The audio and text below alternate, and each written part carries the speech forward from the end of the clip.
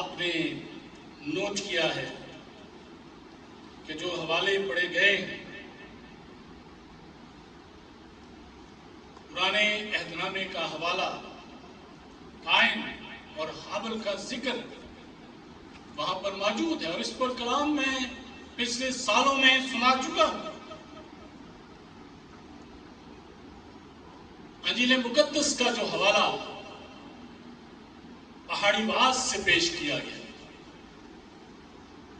اور یہ واعظ اپنے اندر پوری شریعت کا خلاصہ سمیٹے ہوئے، جسے خداوند یسوع نے اس بڑی بھیڑ کو جو پیچھے آ رہی پہاڑ پر بیٹھ کر سکھایا۔ اور جب کوئی ربی استاد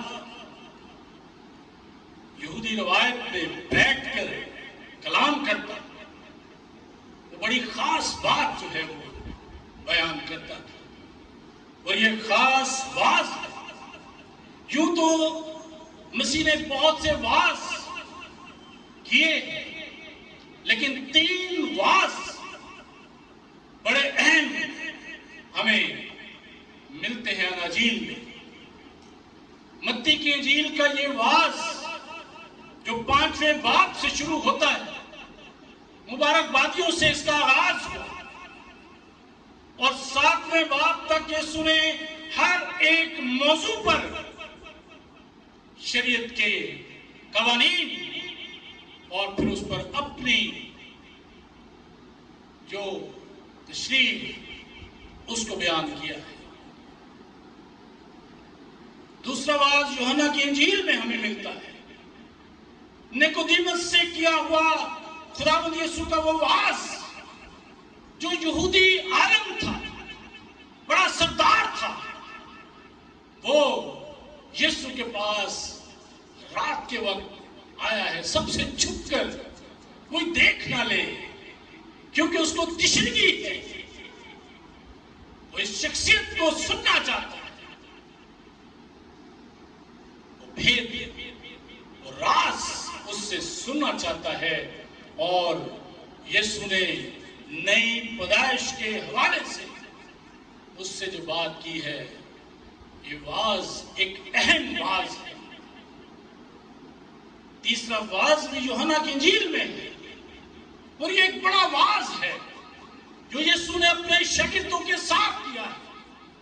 صلیب پر جانے سے پہلے آخری جو وقت تھا یسوع نے شاگردوں کے ساتھ گزارا، یوحنا کی انجیل کے 13ویں باب سے اس کا آغاز ہوتا ہے، اور 17ویں باب تک یہ واعظ یسوع نے گویا اپنے دل کی ساری باتیں دل کو کھول کر شاگردوں کے سامنے رکھ دیا ہے۔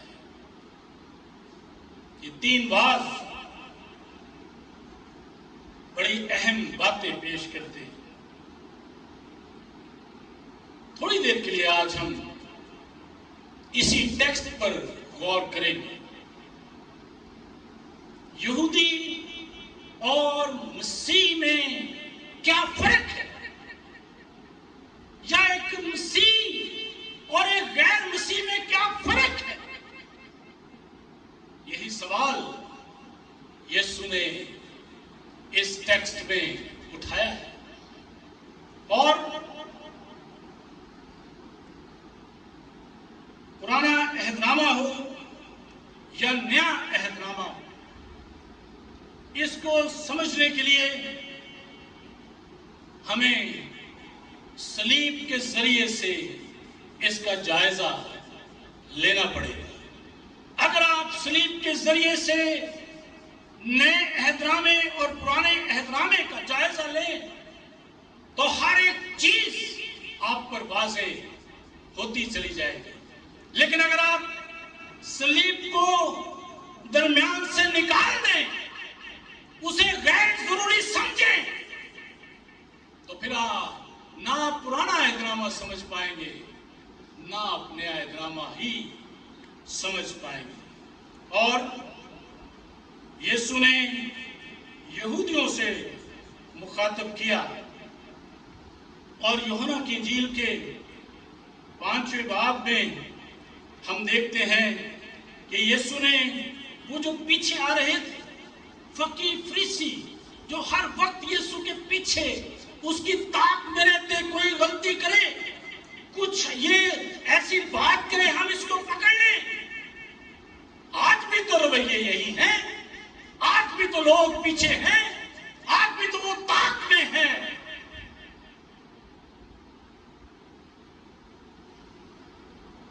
اور یسوع کو وہ پکڑنا چاہتے. یسوع نے 5ویں باب کی یوحنا کی انجیل کے 39ویں اور 40ویں آیت میں ان سے کہا، تم کتاب مقدس میں ڈھونڈتے ہو کیونکہ سمجھتے ہو کہ اس میں ہمیشہ کی زندگی ہے. ہمیشہ کی زندگی تمہیں اسی میں ملتی ہے، اور یہ وہ ہے جو میری گواہی دیتی. پھر بھی تم زندگی پانے کے لیے میرے پاس آنا نہیں چاہتے. آج بھی بہت سے لوگ ہیں جو یسوع کی صلیب کے بغیر ہی زندگی کو پرانے عہد نامے میں شریعت میں پانا چاہتے ہیں، نئے ڈرامے میں وہ زندگی پانا چاہتے ہیں، لیکن یسوع کے بغیر، یسوع کی زندگی کے بغیر کوئی ہمیشہ کی زندگی نہیں ہے. کوئی اس وہم میں نہ رہے کہ وہ نیک اعمال سے ہمیشہ کی زندگی تک پہنچ جائے گا. وہ خدا کی بادشاہی میں اپنے نیک اعمال کے ذریعے سے، نیک اعمال اس وقت ہم کرنے کے قابل ہوتے ہیں جب ہم یسوع سے مل لیتے ہیں، جب ہماری شناسائی واقفیت یسوع کے ساتھ ہو جاتی ہے، تب ہم نیک اعمال کرنے کی. یہ تو اس کے بعد کا عمل ہے. نیک اعمال میں نجات نہیں ہے. نیک اعمال نجات کے بعد کا ثمر ہے، نجات کے بعد کا ایک ایسا پھل ہے جو ہماری زندگیوں میں ظاہر ہوتا ہے. کیونکہ مقدس یوحنا اپنے خط میں کہتے ہیں کہ جو مسیح یسوع میں ہے وہ گناہ کر ہی نہیں سکتا. یسوع ضروری چیز ہے، اس کے بغیر کوئی زندگی نہیں. اور یسوع نے کہا تم ڈھونڈتے ہو کتاب مقدس میں، لیکن میں جس کی وہ گواہی دیتی ہے تم ان باتوں پر انگلی رکھ دیتے ہو، ان کو پڑھنا نہیں چاہتے. اور میں نے آپ سے ذکر کیا تھا کہ آج بھی یہودی یسایہ کا 53 باب اس لیے نہیں پڑھتے ہیں کہ وہاں پر یسوع کی صلیب پر وہ تصویر نظر آتی ہے جو انہوں نے یسوع کو صلیب پر چڑھایا، اس کی تصویر وہ دیکھتے ہیں اور وہ اس باب کو پڑھنا نہیں چاہتے، اس کی دعوت نہیں کرتے، کیونکہ ان کا گناہ ان پر ظاہر ہو جاتا ہے. انہوں نے اسے رد کر دیا. جب آپ یسوع کو رد کر دیں گے، یسوع کی صلیبی موت کو رد کر دیں گے، اس کی جلالی قیامت کو آپ رد کر دیں گے، زندگی نہیں پا سکتے، کیونکہ زندگی اسی میں ہے. جب ہم اسے جان لیں، میں ایسے بہت سے مسیحوں کو جانتا ہوں جو آج بھی پرانے عہد نامے پر عمل کرنا چاہتے ہیں. پادری صاحب پرانے عہد نامے پر ہم کیوں نہ عمل کریں؟ پرانے عہد نامے کے جو احکام ہیں یہ تو بڑے اچھے ہیں، ہمیں ماننے چاہیے. جی ہاں، ماننے چاہیے، ضرور ماننے چاہیے، لیکن وہ یسوع کی طرف ہمارا اشارہ کرتے ہیں، ہمیں یسوع کی طرف لے کر جاتے ہیں. ہمیں یسوع کو جاننا اور ماننا ہے. جب خدا نے آدم اور حوا کو تخلیق کر کے عدن میں باغ میں رکھا، سب چیزوں کی آزادی انہیں دی، ہر درخت کا پھل تم کھا کھا سکتے ہو، لیکن وہ درخت جو باغ کے بیچ میں ہے اس کا پھل نہ کھانا۔ اگر تم نے اسے کھایا، چھوا تو تم مر جاؤ گے۔ ساری آزادی خدا نے انہیں دی، لیکن خدا کے کلام پر عمل کرنے کی بجائے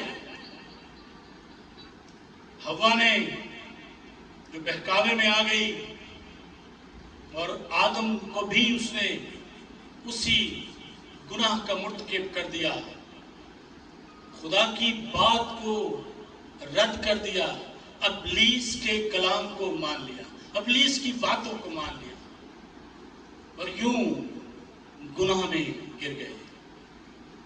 آج بھی بہت سے لوگ خدا کے اس کلام کو، سچائیوں کو چھوڑتے ہیں اور ہمیشہ کی زندگی چاہتے ہیں، لیکن خدا کے کلام کو، ان کی گہرائیوں، سچائیوں کو جانے بغیر کوئی زندگی ہمیں نہیں مل سکتی۔ اور جب انہوں نے گناہ کر لیا،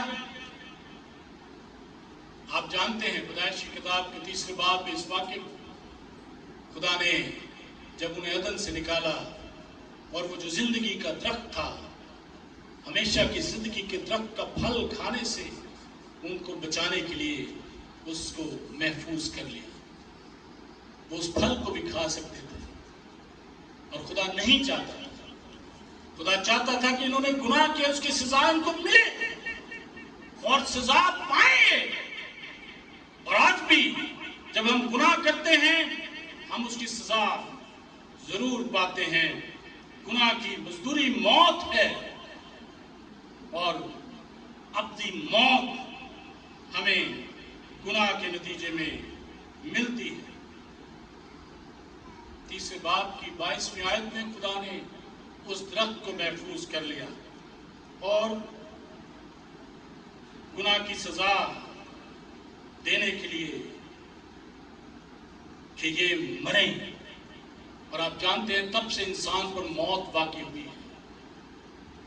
خدا کے کلام سے ہم کہہ سکتے ہیں کہ شاید خدا کی مرضی نہیں تھی، لیکن انسان گناہ کے باعث اس موت کا شکار ہوا ہے، جسمانی موت جس میں میں اور آپ گزرتے ہیں، اور پھر اس کے بعد ابدی موت جس میں ہم چلے جائیں گے اگر یسوع سے ہماری پہچان نہیں ہے، اگر یسوع ہمارا نجات دہندہ، اگر ہم اس کی صلیب پر ایمان نہیں لاتے ہیں کہ یسوع نے میرے گناہوں کے لیے صلیب پر اپنی جان دی ہے، اپنا پاک خون اس نے میرے گناہوں کے لیے بہایا ہے،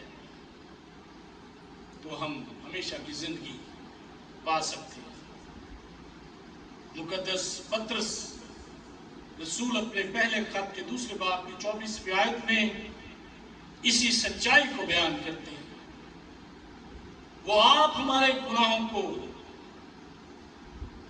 اپنے بدن پر لیے ہوئے صلیب پر چڑھ گیا تاکہ ہم گناہوں کے اعتبار سے مر کر راست بازی کے اعتبار سے جئیں، اور اسی کے مار کھانے سے تم نے شفا پائی۔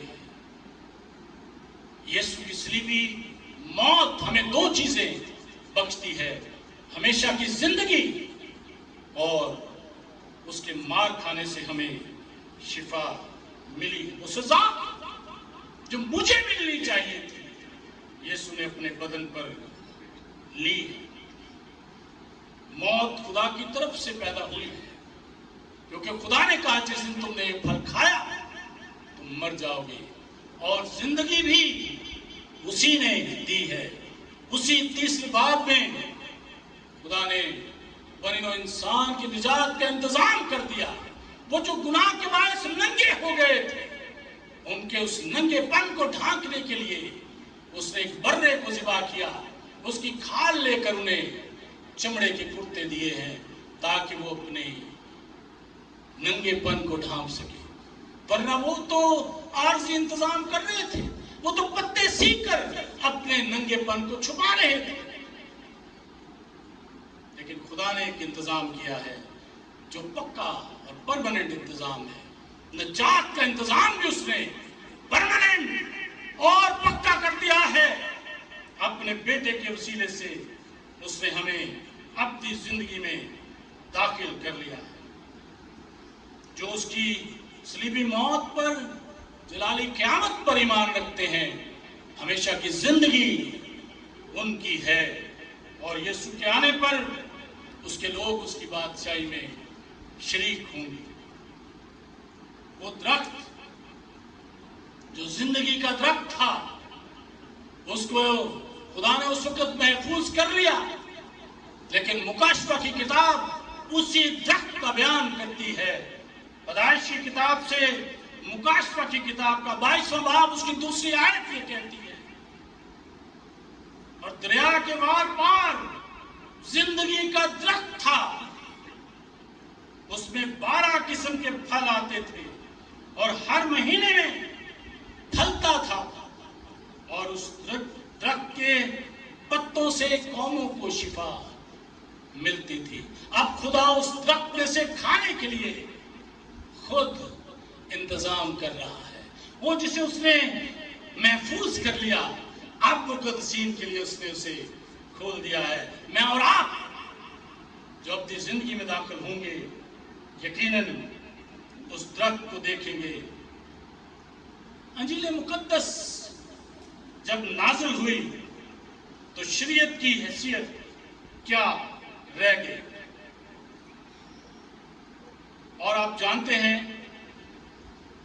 یسوع نے جب اپنے وعظ کو شروع کیا مبارکبادیوں سے، اور 17ویں آیت میں جس کا ہیڈنگ یہاں پر توریت کے بارے میں تعلیم ہے، یسوع نے آغاز اس بات سے کیا، یہ نہ سمجھو کہ میں توریت یا نبیوں کی کتابوں کو منسوخ کرنے آیا ہوں۔ حالانکہ کر سکتا تھا، بڑی آسانی سے کر سکتا تھا، لیکن نہیں کیا۔ منسوخ کرنے نہیں بلکہ پورا کرنے آیا۔ جو پیشن گوئیاں یسوع کے تعلق سے کی گئی، ان کی تکمیل یسوع کے آنے پر ہوئی ہے۔ اس کی صلیبی موت کے بارے میں جو بیان کیا گیا، جو توریت میں بیان ہے، جو انبیاء کے صحائف میں بیان ہے، جو مقدس داؤد بیان کرتا ہے، ایک ایک پیشن گوئی اس کی صلیبی موت کے بارے میں پوری ہوئی ہے۔ تکمیل یسوع کے آنے پر، یہ نہ سمجھو منسوخ کرنے آیا ہوں، منسوخ کرنے نہیں بلکہ پورا کرنے آیا، اور اس نے پورا کیا ہے۔ کیونکہ میں تم سے سچ کہتا ہوں کہ جب تک آسمان اور زمین ٹل نہ جائیں، ایک نقطہ یا ایک شوشہ توریت سے ہرگز نہ ٹلے گا، جب تک سب کچھ پورا نہ ہو جائے۔ بس جو کوئی ان چھوٹے سے چھوٹے حکموں میں سے کسی کو توڑے یا سکھائے، وہ آسمان کی بادشاہی میں چھوٹا کہلائے گا۔ کیونکہ میں تم سے کہتا ہوں کہ اگر تمہاری راست بازی اب یہ سنے، وہ سچائی بیان کی ہے جو میرے اور آپ کے لیے ہے۔ کیونکہ میں تم سے کہتا ہوں کہ اگر تمہاری راست بازی فقیوں اور فرشتوں کی راست بازی سے زیادہ نہ ہوگی تو تم آسمان کی بادشاہی میں ہرگز داخل نہ ہوگے۔ اور اس آیت کو لے کر تمہاری راست بازی فقیر فرشتوں کی راست بازی سے زیادہ ہو تو تم آسمان کی بادشاہی میں جاؤ، کم ہوگی تو نہیں جا سکتے۔ مسیحی استادوں نے، مسیحی لوگوں نے دو ایکسٹریم، دو انتہا اسٹیج چن لیے۔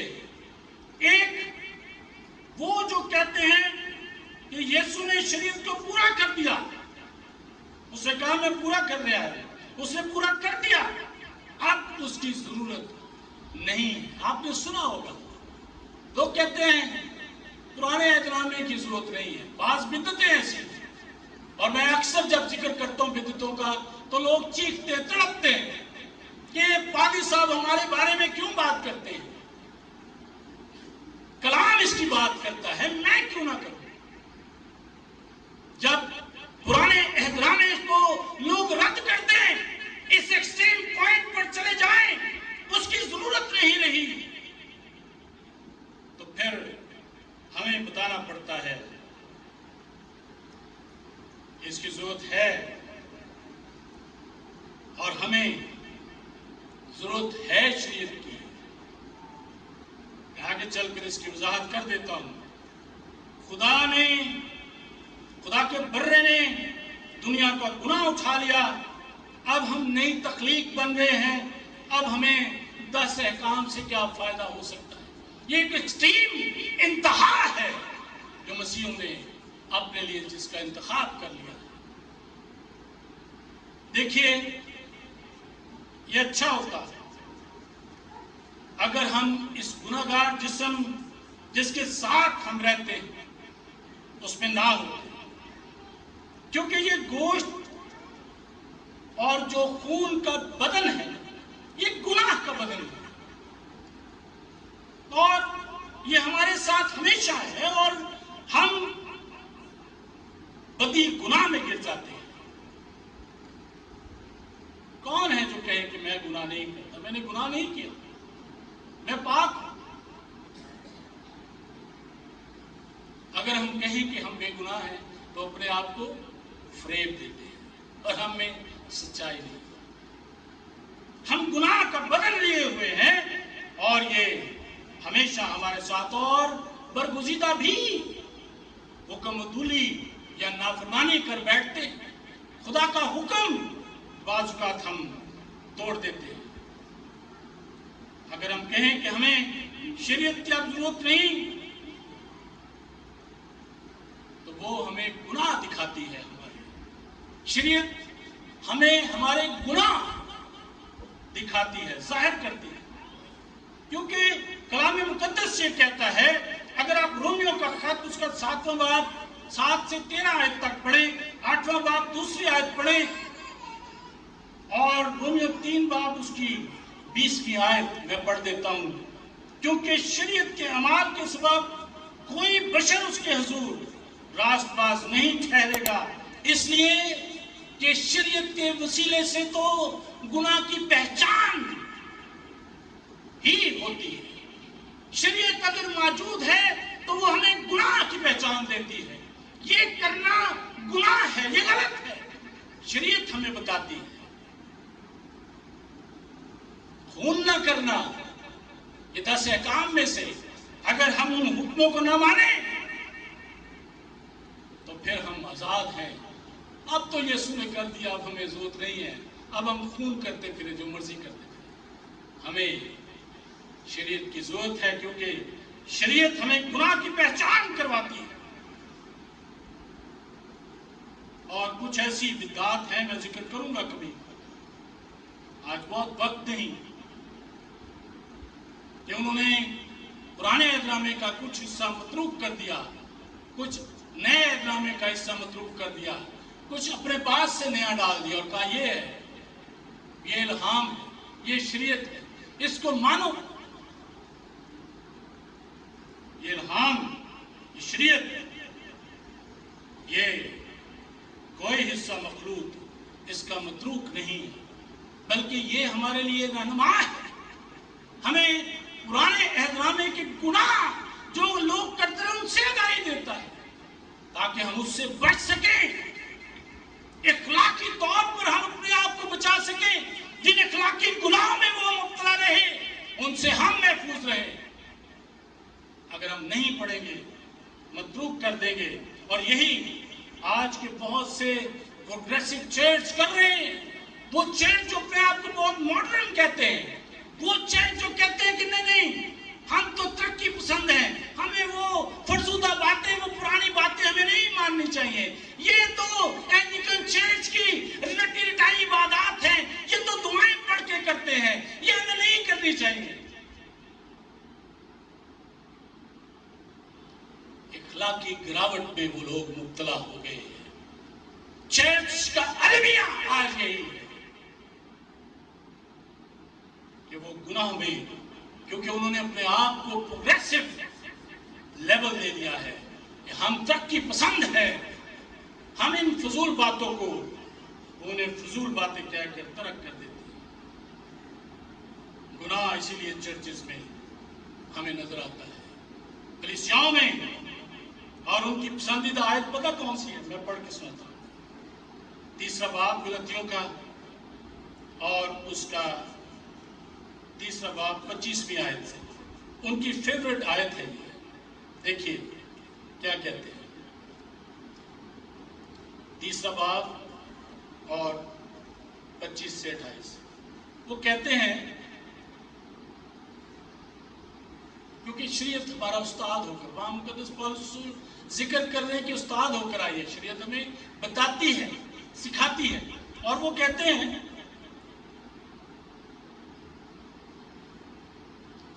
مگر جب ایمان آ چکا تو ہم استاد کے متحد نہ رہے، کیونکہ تم سب اس ایمان کے وسیلے سے جو مسیح یسوع میں ہے خدا کے فرزند ہو، اور تم سب جتنوں نے مسیح میں شامل ہونے کا بپتسمہ لیا، مسیح کو پہن لیا۔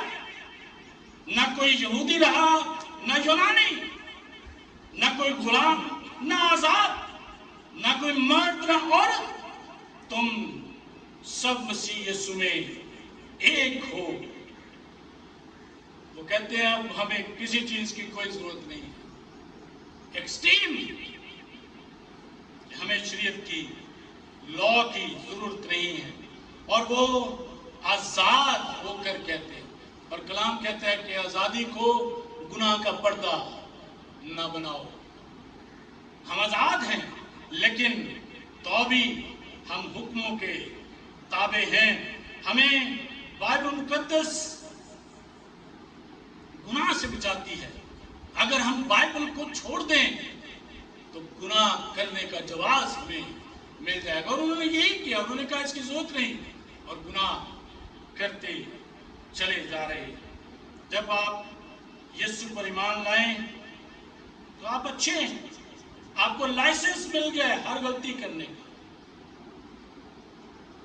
ہمیں یسوع کی تعلیم کو ماننا ہے اور ہمیں اس کے حکموں پر چلنا ہے، کیونکہ مقدس یوحنا اپنے پہلے خط کے 3 باب کی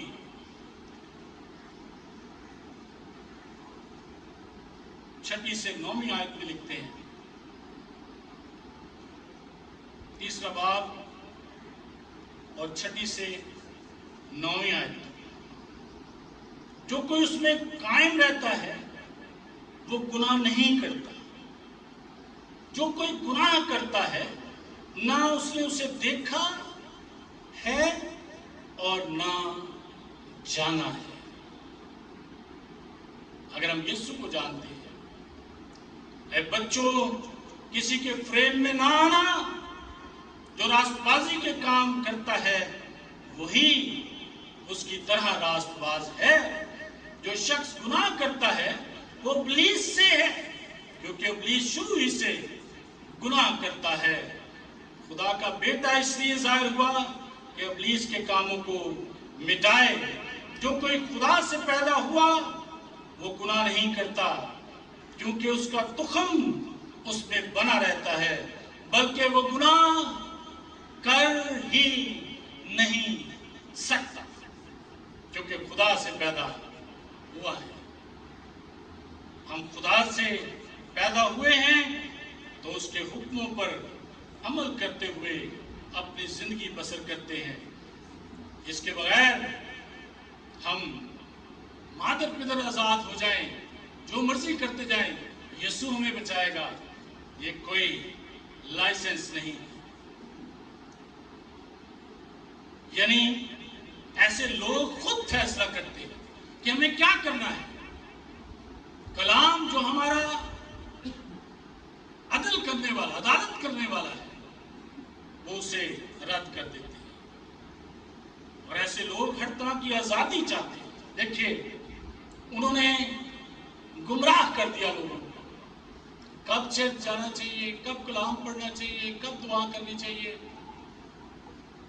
جب وقت ملے کرو، جب وقت ملے دعا کر لو، جب وقت ملے کلام پڑھ لو۔ یہ وہ آزادی ہے جو ہمیں گناہ کی طرف لے کر جائے گی۔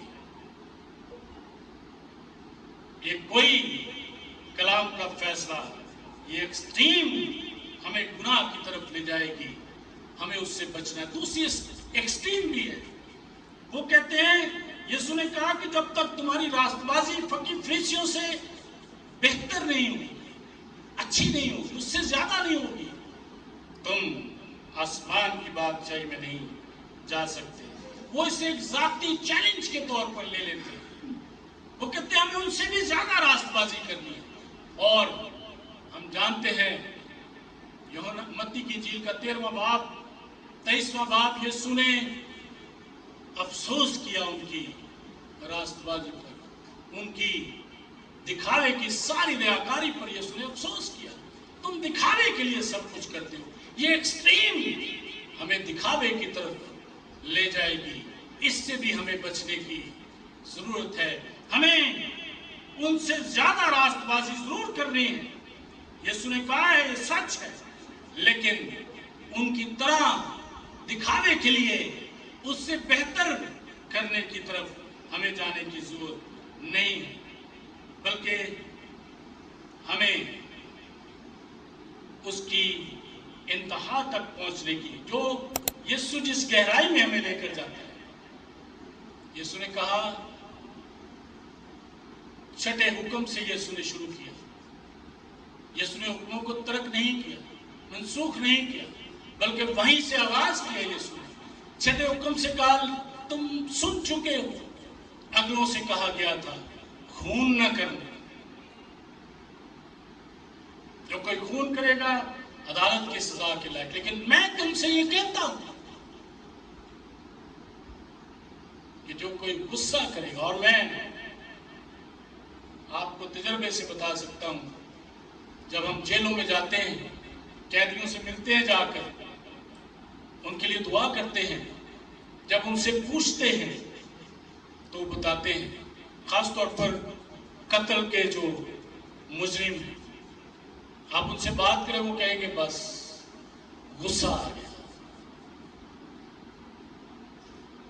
اور آج میں سوچتا ہوں کہ میں اس وقت کنٹرول کر لیتا اپنے غصے پر، تو آج یہاں نہ ہوتا۔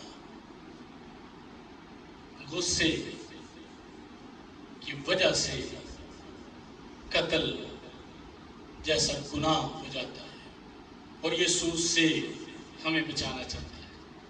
یسوع نے اس جڑ کو جو گناہ کی بنیاد ہے، وہ مجھے اور آپ کو دے دی ہے کہ اس تک نہ پہنچیں، اپنے غصے پر قابو پائیں۔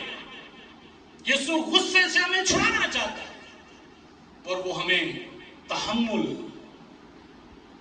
اور بردباری دینا چاہتے ہیں۔ ہم سوچیں، ہم کنٹرول کریں۔ جو کوئی پاگل کہے گا صدر عدالت کی سزا کے لائق ہوگا، اور ہم تو باتوں باتوں میں یہ پاگل ایسے کوئی سمجھ نہیں۔ میرے عزیزو، ہمیں احتیاط کرنے کی، اور جو کوئی اپنے بھائی کو احمق کہے آتش جہنم کی سزاوار، اس لیے ہمیں بچنے کی ضرورت ہے۔ یسوع نے یہیں سے اس کا آغاز کیا ہے۔ یہ نہ سمجھو کہ میں منسوخ کرنے بلکہ پورا کرنے آیا۔ یسوع نے پورا کیا ہے، اور ہمیں اس کا جو کرکس ہے، جو اس کا خلاصہ، جو اس کی گہرائی ہے، یسوع نے وہ کھول کر بتا دی ہے، اور یسوع ہمیں گہرائی میں لے جانا چاہتا ہے۔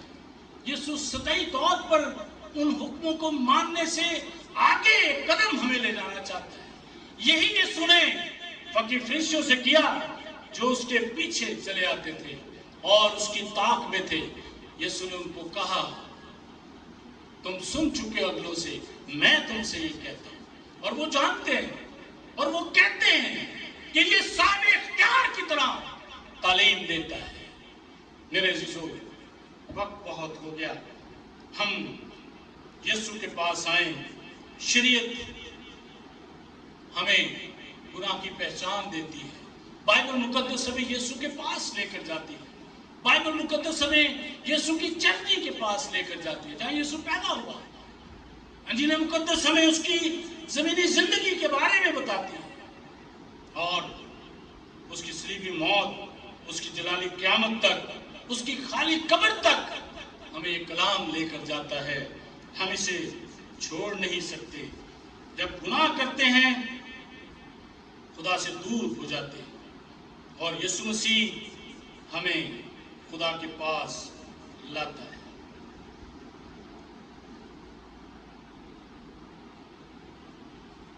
ظاہری صورت پر نہیں, دل پر یسوع نگاہ کرتا. اور آج مجھے اور آپ کو اپنے دل کو بدلنے کی ضرورت ہے.